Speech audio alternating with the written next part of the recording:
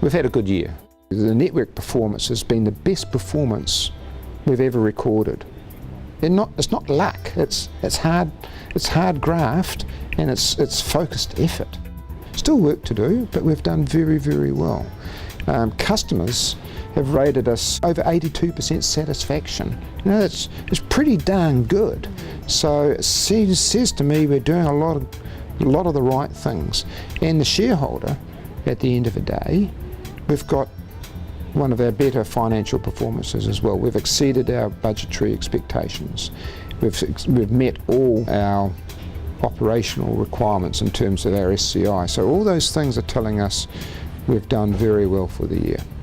This is the first time in our recent history where we've actually, in fact in our history, where we've actually got SAIDI performance across both regions of less than 90 minutes. So when we're looking at the overall network, this is quite a remarkable level of performance coming through.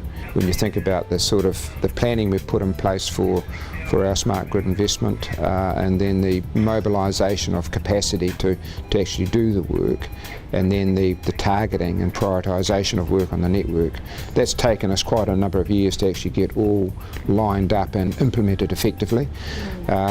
So, you know, from that point of view, those dividends are now starting to be earned. We made some pretty good progress around the communications platform that we want to put in place for the distribution automation, and started the self-healing network capability into a Taupo region. So whilst not finished, very good solid inroads into that requirement for our business.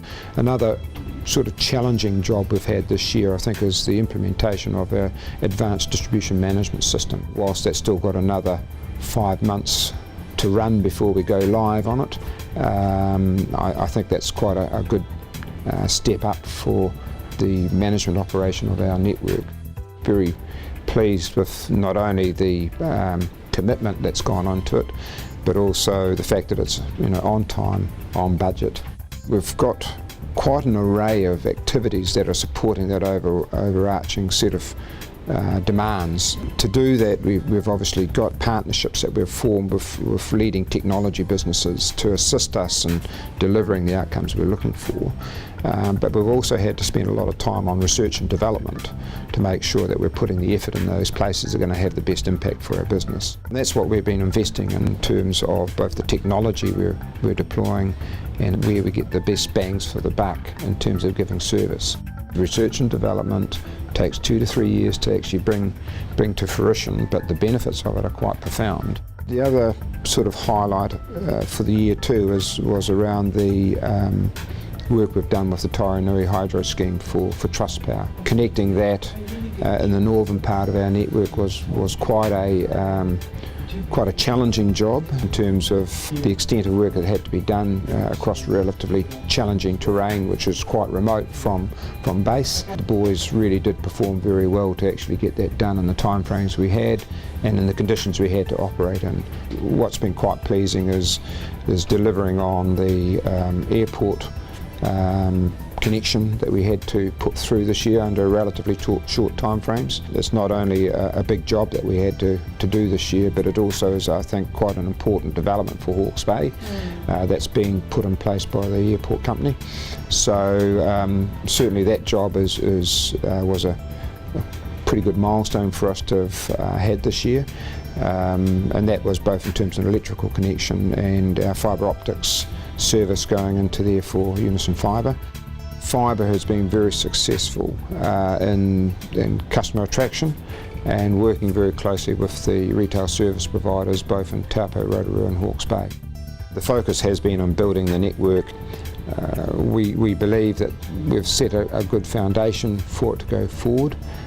We've got a very good team of people driving that business for us, but it is an evolving and developing market capability.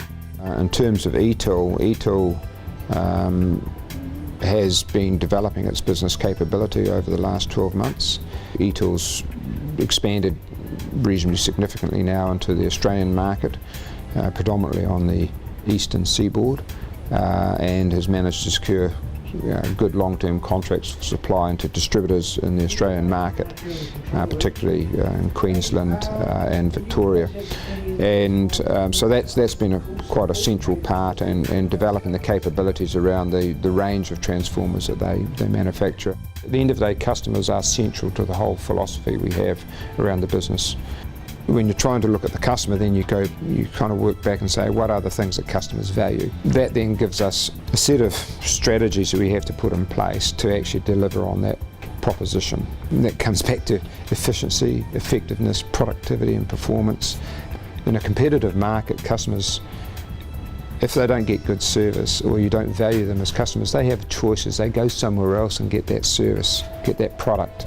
So if we work on that philosophy as a business to say, well, look, customer's important, it's about what they need to either have the standard of living they want to have or the basic fundamental comforts of a modern society. We've got to respond to those requirements, and we've got a plan to enable us to do that in a seamless and a consistent and a long-term way.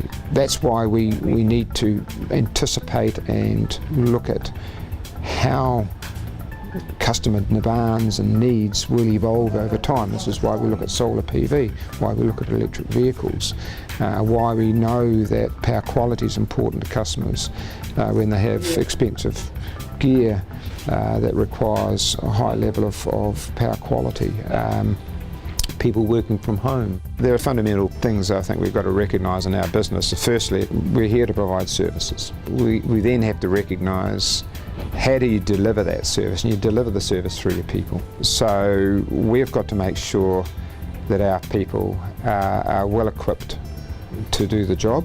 Our people recognise the customer, they understand that we're there to provide the service to customer, and so as a team we've got to work together to actually deliver on that promise. The real glue that makes this work is our investment in our people. We know that's recognised by our community as well, and it's demonstrated mostly when we actually, things can happen to our network through major weather events and so forth, and people see our people out there at all hours and all conditions trying to get supply back on. But they also recognise it by actually how we are working in the community as well, and sometimes that's through the sponsorship stuff we're doing, or when we're working for other community groups in terms of supporting those community groups. I think that whole rounded approach to how we look at our people makes a little bit of difference for Unison relative to others. That's about the game we're in. It's about our people, it's about our customers, and it's about providing service. We can tick all the boxes. That's delightful to be able to report that we have done very well across the board, not just financial, not just quality, not just people, but across all those aspects of our business. So a very solid year, very pleasing year, and a year that I'm very proud of with our team.